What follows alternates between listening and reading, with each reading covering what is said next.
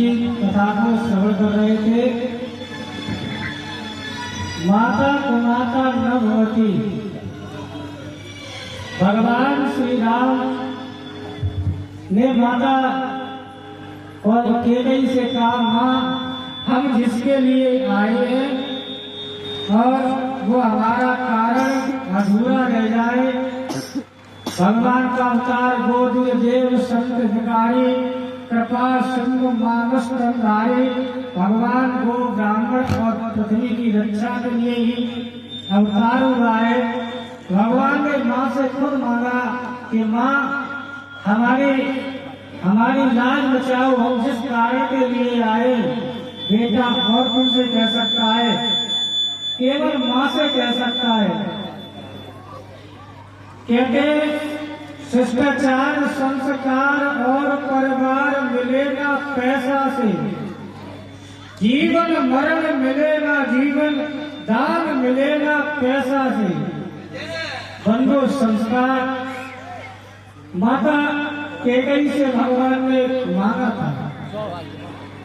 कभी कभी भगवान को भी भक्तों से काम पड़ा, जाना था गंगा पार प्रभु के वट के नाव चढ़े। भगवान के वट से नाम मांगे। इधर राम जी कहते, माँ हम जिसके कारण आए वो कारण मेरा अधूरा रह जाएगा, लेकिन तुम कृपा न करोगी तो कृपा की न होती। जो आदत तुम्हारी सुनी रहती, अदालत तुम्हारी, दीनों के दिल में तुम जगह न पाते, तो किस दिल में होती इबादत तुम्हारी। माता ने तो कहने का मेरा तात्पर्य यह है कि माता को माता न होती। बेटा चाहे कुपुत्र हो जाए पर माता माता ही रहती है। यदि भगवान श्री राघवन सरकार पर माँ की कृपा न होती, हम कुछ व्यास जी के मुखारबिंद से सुनेंगे, जब राम जी का वनवास होगा तो माता कहती, जब राम जी तैयार होके जाते हैं, बेटा अब तुम कुछ खा लो, तुम्हारा राज तिलक होता है, राज तिलक होने जा रहा है। तो राम जी कहते हैं, माता जी अब राज तिलक नहीं, मुझे वन का राज दिया है। तो माता कहती है कि जो केवल पितवाई सुताता तो जन जाओ जानवर माता। यदि केवल पिताजी ने आदेश दिया है तो आप वन को चले जाओ, मत जाना। और जो पित मात कहे बन जाना तो कानन सच अवध समाना। तो माता कहती है, यदि माँ ने कहा है तुम वन में जाओ तो अयोध्या करोड़ों अयोध्या के समान होगा। मेरे कहने का तात्पर्य यह है कि राम कथा से हमें क्या शिक्षा मिलती है। ये हमारे जीवन का एक आधार है। कुछ व्यासी ने कई बार बताया है, जो राम भगवान की कथा है। एक बार श्री सुखदेव जी महाराज राजा परिषद को कथा सुना रहे थे, भगवान की कथा। उसी समय देवता लोग अमृत का कलश लेकर के पहुंचे।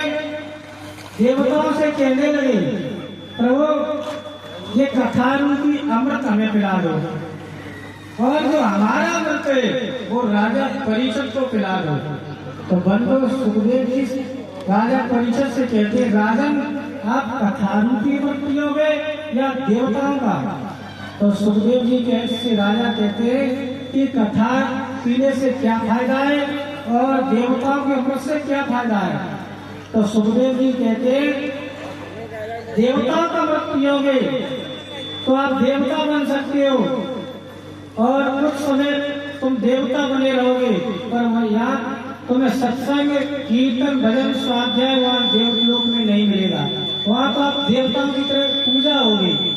और प्यारे पुण्य क्षीण होने के बाद क्षीणे पुण्य मृत लोग विसंति, आपके पुण्य क्षीण होने के बाद पुण्यप जन्म पुण्यप मरणम पुण्यप जन्मी जठरे सेनम, उन्हें जन्म मरण के चक्कर में पड़े रहोगे।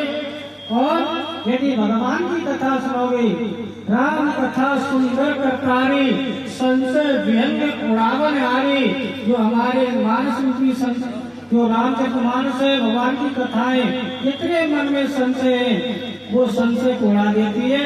वो कथा क्या करती है, न व्यास को सूर्यो शशांक को पावगा यद गत्वा निवर्तन्ते तद धामम परमम ममा।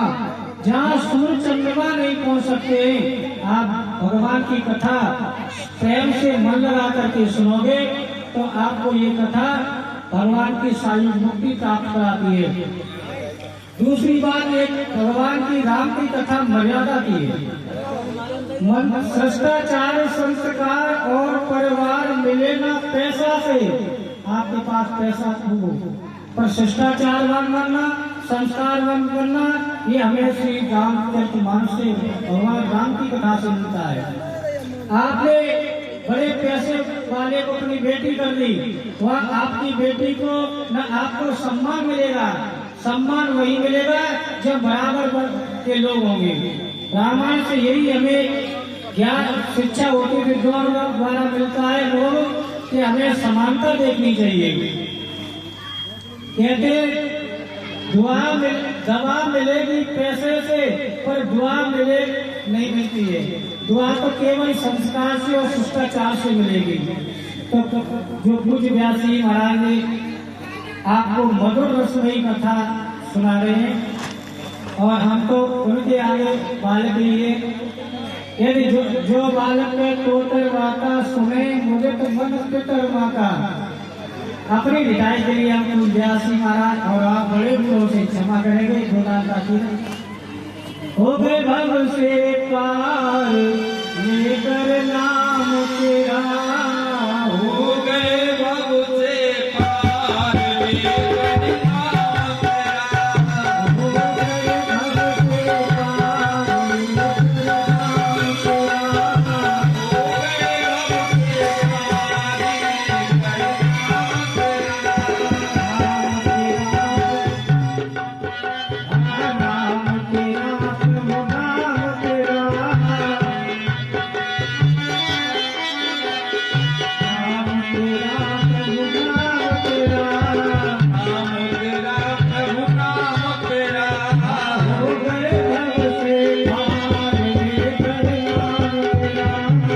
गए भव से पार लेकर नाम